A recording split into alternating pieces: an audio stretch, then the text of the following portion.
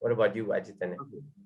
Yeah, so in my opinion, see again, see, let's not go into didactics who is a guru and who is not a guru, because now on social media, you can see dance teachers now are supposed to be acharyas, and then we cannot be called as gurus.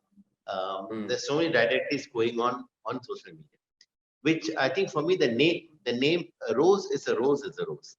If for me to quote from Shakespeare, it really doesn't matter what the name is. Yes. It is what you do for the student and what you engage the student with.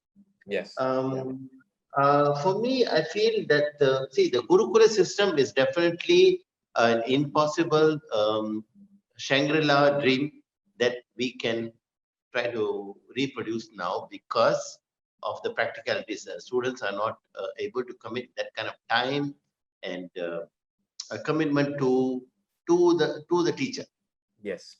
which Yeah. is very fair. Uh, Two, I think when we talk about, let's not get into the euphoria about what the Gurukulam is. I think we should go back to what the spirit of the Gurukulam is.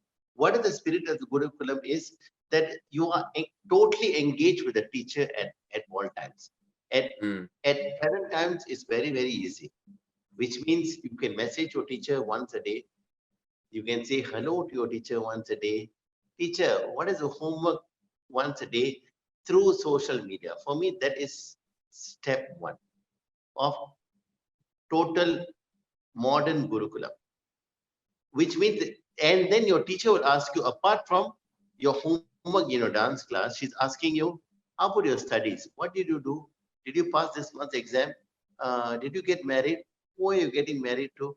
That girl is a good girl, not a good girl. So for me, that kind of discourse is the present Gurukulam that we can afford only. Absolutely. Yeah. That is where we can bring the art forward. If you engage them in their private space, then they will engage you in their artistic space. Yes. For me, Yes. from my experience, that's what I had 100% foolproof system which I'm going. All my kids, they engage me in their private space, they engage me in their artistic space. So I think that's the only thing we can afford. We can ask them to come and, okay, lose everything and come and live in my house and live with my mother. It is not possible. That kind of Gurukulam is the ideal, which doesn't even exist in India anymore. So what are we talking about? We're talking about Shangri-La, which doesn't exist. If you listen to documentaries on Shangri-La, Shangri-La is an idea. It's written by some white man. There's no Shangri-La existing in Kashmir or Pakistan. Good point. Good point. It's an idea. So the idea is of a euphoria of a wonderful space. So what I think present schools are doing is the closest to Gurukula, which I think, see, for example, I'm an external examiner for Temple of Fine Arts. When I go there, there is an external examiner system going on, but there is a continuity of a guru, and which is spiritual guru, Shantananda Swamiji, and teachers continuity. So that is, I think that's a Gurukulam in a modern context. So other schools who don't have a spiritual guru, their main teacher will be the pivotal point. Yes. So he becomes the point of to bringing this congregation of students into a realm of Gurukulaship. So we only can imagine a Gurukulaship. We cannot imagine a Gurukula Vasam. See, I can be honest. See, I've learned from Lakshman sir. When during my summer holidays.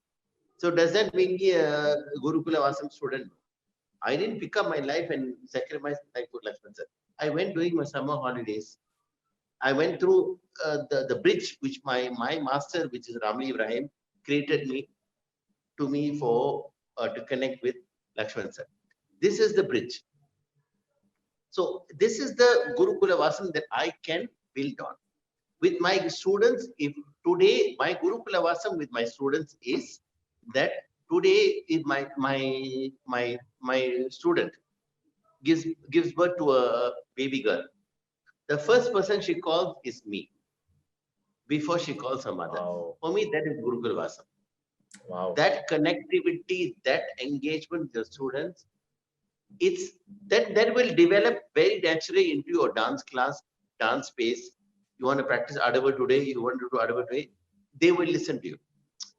First, the guru has to engage. I think there's a quantum leap of Gurukula Vasam, which is that the guru has to invest his life into the student's life first.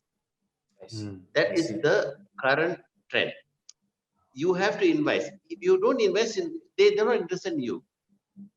Gone are the days where I'm the guru and you invest your life in my life because I'm the greatest, I'm the most beautiful person, I'm the most enlightened person. Yeah. Gone Yeah. are the days. You equally enlighten each other. Then that is, for me, that is the present Gurukula Vasam, which I have practiced for the past 30 years in my school, and it's worked very, very beautifully. Wonderful. I think to just perhaps add on, or maybe to just share my experience about this whole topic on Gurukulam. Yeah. The way I look at my entire life, being a part of an artistic family, and then on Yeah. top of that, having so many gurus come and stay in our house, come to TFA, having Kelu Chiranji come and be with us, having Durga Chiranji, meeting Gajendra Ji, so many other great masters, just being with us, I think this idea of Gurukulam, of course, even I, when I was younger, I never didn't know what Gurukulam was. Yeah, in fact, it just became a part of my life. Watching Appa and Amma go to TFA every day to TFA. Go to TFA, choreograph, create, work, teach. This was the life. And so I think that kind of naturally became a part of my lifestyle. I mean, whether I liked it or not, everything. I think even till today, this is sort of the legacy of what my parents have created for us, for myself, my brother, and Sangamitra. So right now, and then on top of that, when I went to Chennai to learn with my teacher here, teacher's guru, Kanagamani teacher's guru, Ralguri Jayaraman sir. I had spent, I think, about 13 years with Kanagamani teacher here at TFA, and then she said, Hari, you know what? I think it's time for you to go and spend some time with Lalguri sir in Chennai. Now, of course, at that point in time, we are so used to the idea of, once a week class, 1 hour, and that over 13 to 15 years, you feel like, oh my God, I've learned so much, But then when you go to, so to say, the homeland, the motherland, and then you're there with the guru and you're in his house, literally almost every day, 7 hours, average 7 hours every day, and then you're just in that space. I think that really kind of it opened my eyes further and my mind further about this whole idea of what this Gurukula Sishya relationship was. That, and as what Parveen and I mentioned earlier, if your attitude is right, the guru is willing to, the guru will just give whatever, whatever that is, whatever the form it may be in, whether it's music, whether it's dance, whether it's about a simple thing like nature, whether it's about cooking, whether it's about dressing, all these little things, it sort of changes your perspective, it changes your life. And I think now, because I'm teaching for the last 6 years, I'm asking myself, does this really work? This idea of the student being able to commit for X number of hours in a day or in a week, does it work? Sometimes I have a kind of like a mental battle, because I come from that period where we still had this so to say, the guru is right, you follow the guru, and plus you and there was a lot of positivity that came with that. I choose to look at it as, oh my God, if I had not gone through that process, I don't think I would be the musician or the dancer or the artist that I am today. It is because of my gurus, my mother, my father, Swamiji, and all of you who have in a way influenced my life in such a positive way. But now I guess maybe how we can carry on this legacy. In fact, that is the question. How do we carry on this legacy or how do we become torch bearers that our gurus have kind of given us? How do we carry on their work? Do we even carry on their work, or is it our work? What do we do? That's a question that I'm Okay, trying if to I don't mind, I can answer that question for you. There's two things that you and then the next generation has to do is definitely on your shoulders there is twofold. Definitely you have to carry on the torch bearing of your predecessors. Whatever you have learned from your elders, from your great gurus, that to bring forward is one on one shoulder. On another shoulder is to bring in progressive ideas. So your generation has a very great responsibility. So you, on one shoulder, you carry the legacy. Legacy is very important for you for strength and for what do you call that? grounded, Strength being grounded. and validity of your work. On another strength, you bring in a wave of progressiveness, a new wave. How to apply this to this situation? How to apply antiquity to modernity? Yeah. Which is Yeah. also very, very important. That something is, whether it's music or dance, since Giri also is there. So it's whether it's music or dance, you have to find that very fine space how to bring in antiquity into modernity. It cannot be as an effect, not as a cause or an effect. It has to be intentional. You must have a reason, a purpose, a purport for it. Otherwise, it just becomes an effect. Like I just want to do one movement like this because this is called contemporary dance. No. Why? Is it following the raga bhava? Is it following the raga tada? Is it how am I moving my body into that progressive state? That's what I'm saying. So I'm just inspiring you, Giri. Yeah. Yeah. You do a lot of creative work. So I'm trying to inspire you. So have intention before you have a progression. These are two Yes. things you have to remember. Have an intention before progression. Progression Okay. is afterthought. Whatever happens is beyond us. But intention is very, very important. Same with Hari, with is the most important thing. How you want to engage your classical music to a contemporary platform or to a fusion platform. It is your intention which you have to apply. Yeah. Okay. And similarly with dance, I think it's the same thing. If I'm sure Parveen will agree. We all engage with dance with a very, very intentional attitude. As a male dancer, why am I entering this space? As a contemporary dancer, why am I entering this space? As an Odissi dancer, why am I entering this space? As a Bharatanatyam dancer, why am I entering this? Whenever I enter the space of dance, I must know why I'm entering it. It is in my mind. I need to be convinced when I enter that space. Today, you can do 5 spaces. We didn't say it's not wrong. You are talented and convinced, no problem. I'm not capable of it. You may be capable of it. So if I enter into a contemporary dance space, well and good. Today, 2 to 3. Evening, I'm doing Odyssey, 5 to 3. That's my space. 6 to 7, I'm doing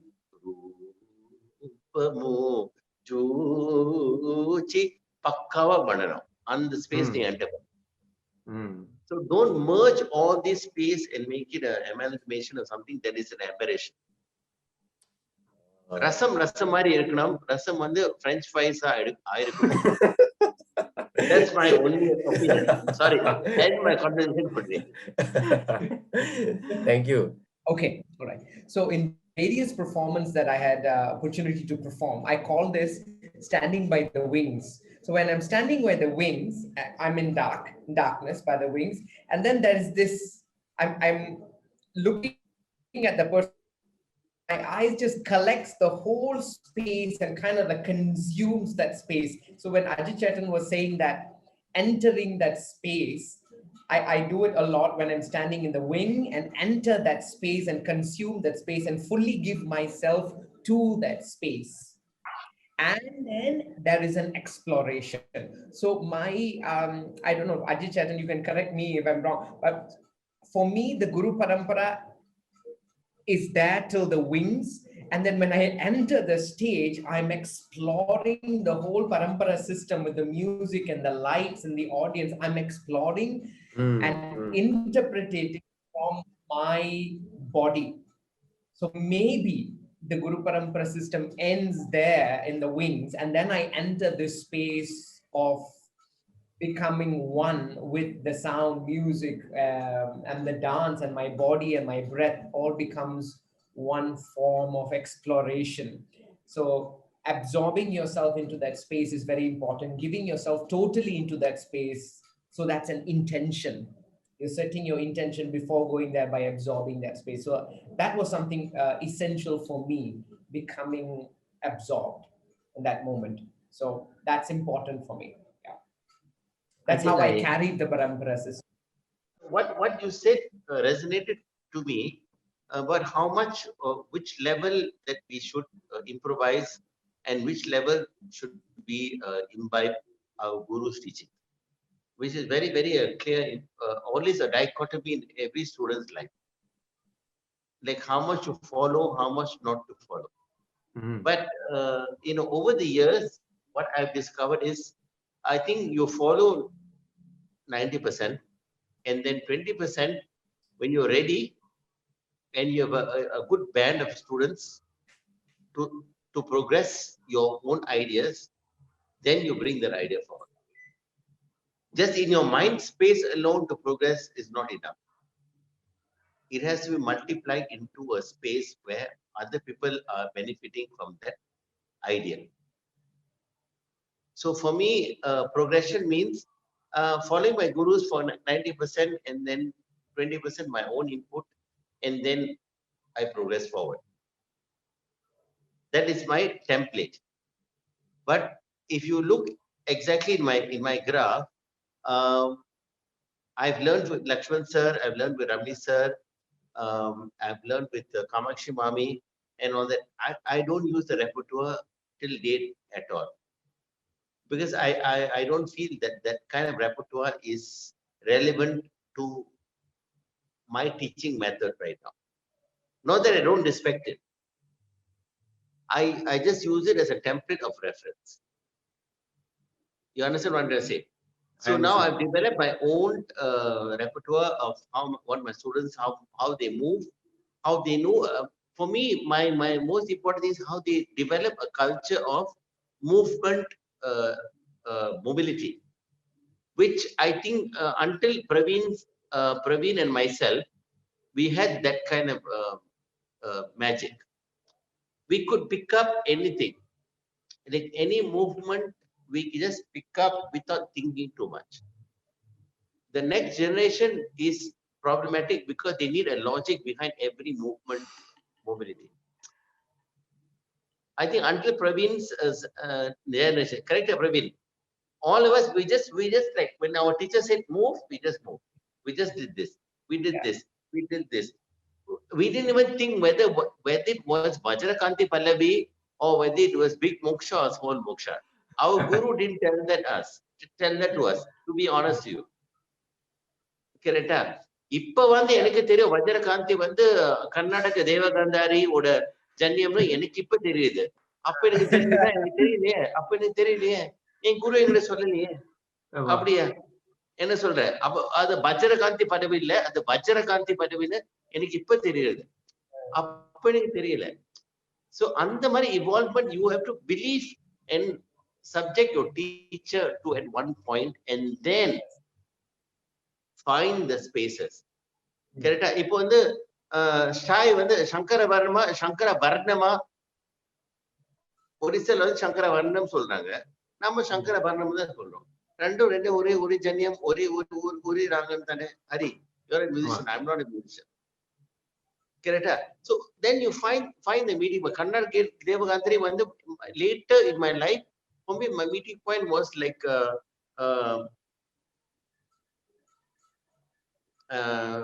Dikshithar's composition. Enna composition? Panchakshara Pita Rupini Mampahini. Avadan Tarijam Tajam Tarita. Appadan the connection I tell. But that happened many, many years later. So my answer to your question is you have to subject to your teacher first.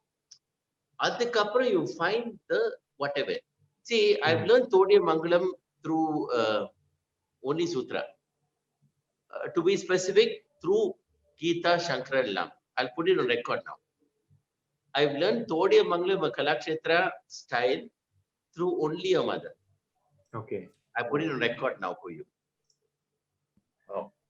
At that time, your mother never told me this is Nate, this is Kandam, this is Tistram. I just learned it mechanically. Honor, I learned it. Why? I committed myself to that engagement of that learning process. That is the mukhya. So don't over pontificate.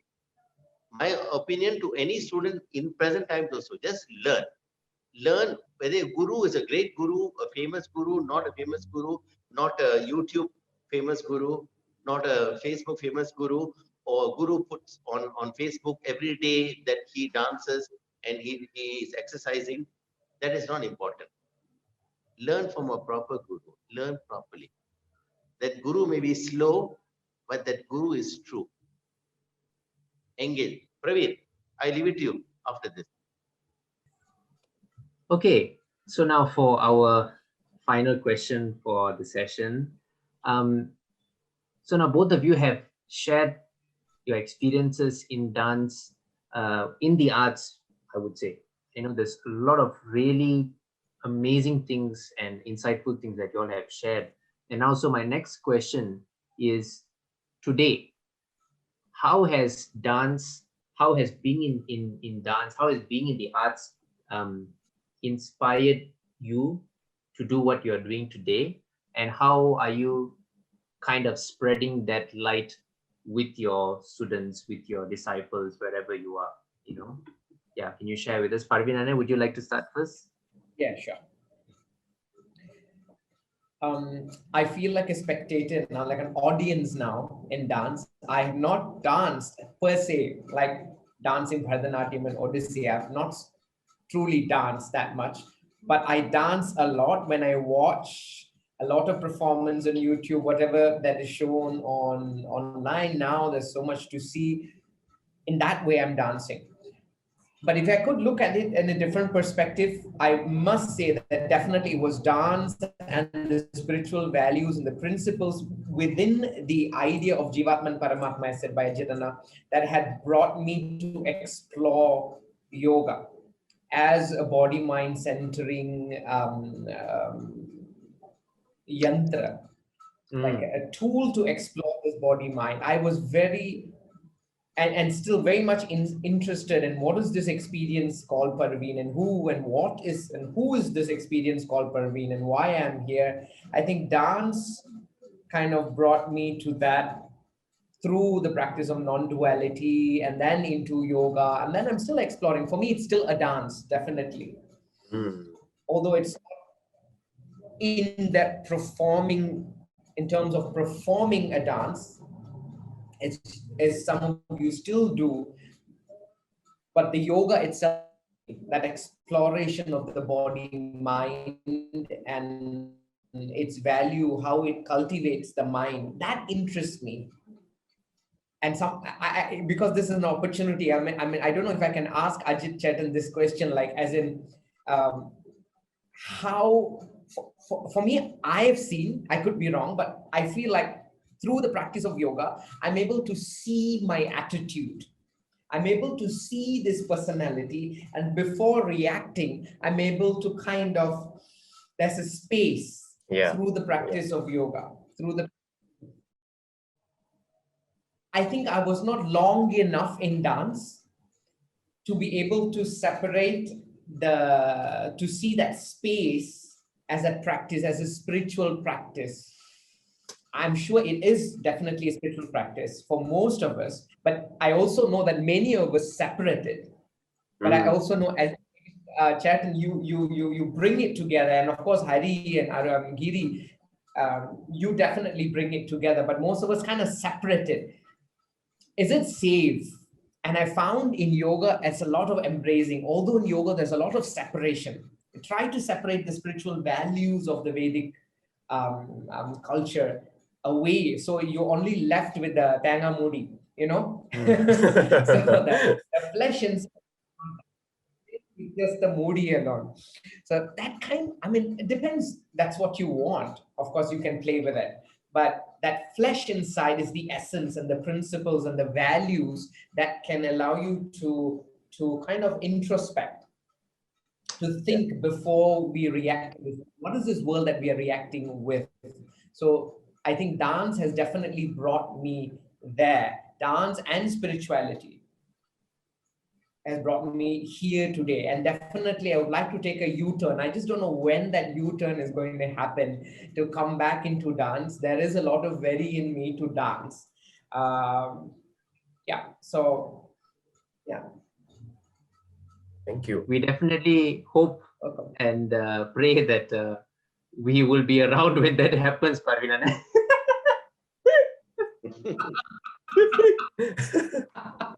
The present condition. Yes. Yes. You don't know what is going to happen, right? Yeah. Yes. Who knows? I mean, we probably, I mean, now that we're having this conversation, you know, probably might, you know, it's at some point try and reenact the Abhaya and Ganga items. Oh my God. Possibly. Yeah. Okay. Sorry, Ajith, what about you? Ajith?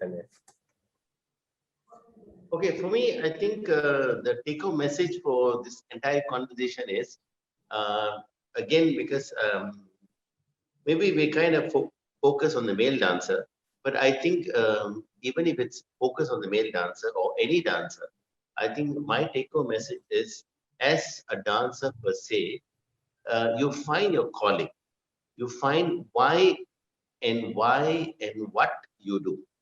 That's very, very important. It doesn't matter whether you're female or male, but find why and what you want to do. What is my engagement with my art form, my chosen art form, my idiom of expression?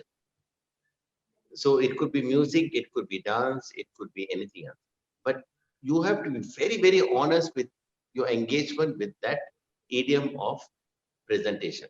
So if I'm really connected with music, then I am totally convinced that music is the way forward. It doesn't have to have an agenda. Don't put the agenda before the artistry. The artistry will happen and the agenda will move forward. For me, that's how I think of my art form. So I think if it dance, for me, my agenda is only dance. So maybe 16% of music I will take into my credit. But when I put in all these elements, for me, my agenda is not to move something forward, but because this is what I want to say. That kind of conviction you must have at any age. So my shout out to the younger generation is, have conviction in whatever you do. It doesn't mean whatever idiom that you choose, you must have conviction. Believe in that art form, believe in that the reachability of the art form, believe in what that art form can speak, what that art form can engage the population at large. But population at large is your last agenda, because many times during this COVID time, I feel that the artists are the only one pushed into that agenda, that space. Like, oh, how come artists are not relevant? We have to talk about why you're talking about Tyagaraja, why you're dancing about Rupam Majuchi, and who cares about that? Why are we pushed in that situation? So if we can be convinced that, okay, if I can make Tyagaraja relevant to you, will you listen to me? It's our question, our engagement. So for me, I think that's how the art form can push its agenda forward. And I feel that it's definitely in the hands of the next generation. It is not on the, you spoke about Gurukulam in the first few conversation. Gurukulam is definitely very relevant, but I think if Gurukulam is not transferred, for me, the intent of the Gurukulam, not the idea of the Gurukulam, that one student is subservient to one person, that is not good. The intent, the progression of the knowledge, that is, I'm giving you this knowledge full-heartedly.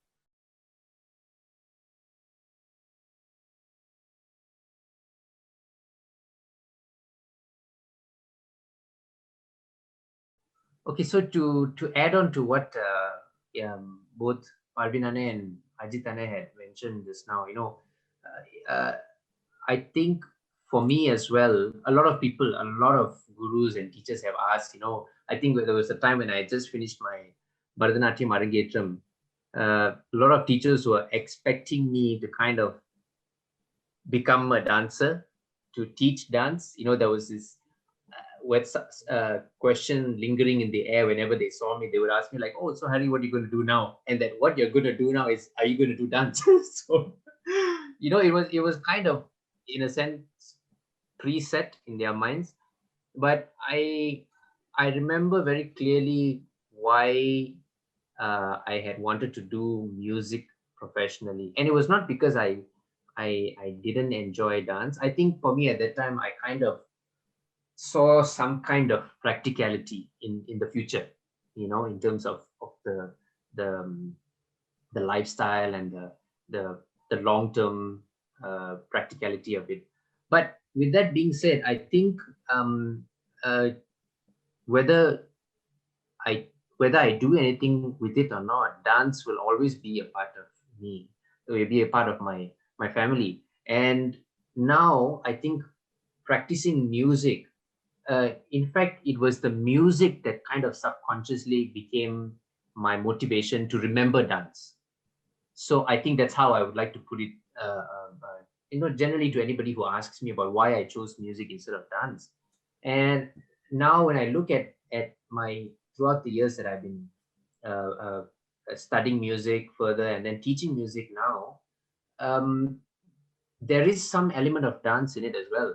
And now I would like to think of it as what a dancer sees in dance, I see in music. I feel like my fingers are dancing. I feel like my right hand, when I'm playing the bow, is dancing. I feel like when I'm thinking of the swarams or the notes, I am dancing. Or when I'm playing a raga or something, I am dancing. And today, I think just in the last couple of weeks, I never knew it would happen. It would sort of become a reality. But there was a time, I think about maybe 5 years ago, when I said that I wanted to explore composing for dance, and actually, to be precise, contemporary dance. And now in the last 2 weeks, just being at home in this MCO period and being able to listen to so many kinds of music, I think that has become like my drive at the moment to compose for dance. And I think for me right now as a young teacher, to share this kind of to share my way of life, or what my inspirations are with my students, I guess I'd have to kind of figure out ways to explain my experiences to them in a language that they would understand. So I always use food as an example. Food or simple things that you do at home. Example, the way we look at ragas, that a raga is like a human body.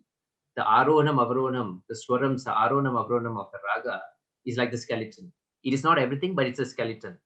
We cannot say that we know the raga just by arohanam, avarohanam. And thus we cannot say that we know a person just by looking at the skeleton. So, it's the skeleton, it's the muscles, the organs, and that becomes the what you call the gamakas, the prayogams, the sancharas that give the raga its personality, its characteristics, thus making it a wholesome, living being. So I think for me, that has become my journey. Dance is still there. It's in me.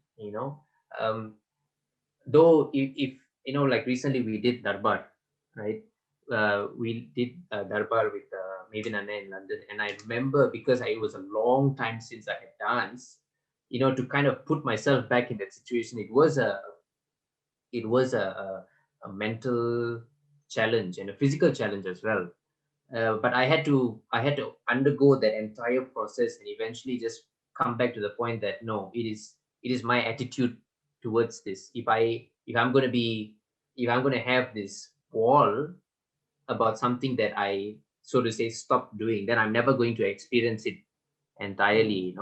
So I guess what I'm trying to say is that it all falls back on your attitude. And to summarize what both you, Parveen and Ajith are saying, is that idea of trust and that giving yourself to the moment. Whether you choose to follow through with it in your life, that's up to you. But to carry these qualities and these experiences with you, I think it's important for our students, for the young ones especially, to kind of carry this forward. Yeah. So I think this has been such an amazing session with Parveen and Ajith. And so I would like to end the session today. But before that, Parveen, would you like to say some well wishes, give some well wishes to all our viewers and listeners today, even during this pandemic? The situation we are in right now is very peculiar. But if we look at life even before, this idea of the inherent momentary, life was really momentary. It appeared and disappeared, but it was not really evident. It was very much in the background. But now it's become so evident, this momentary life.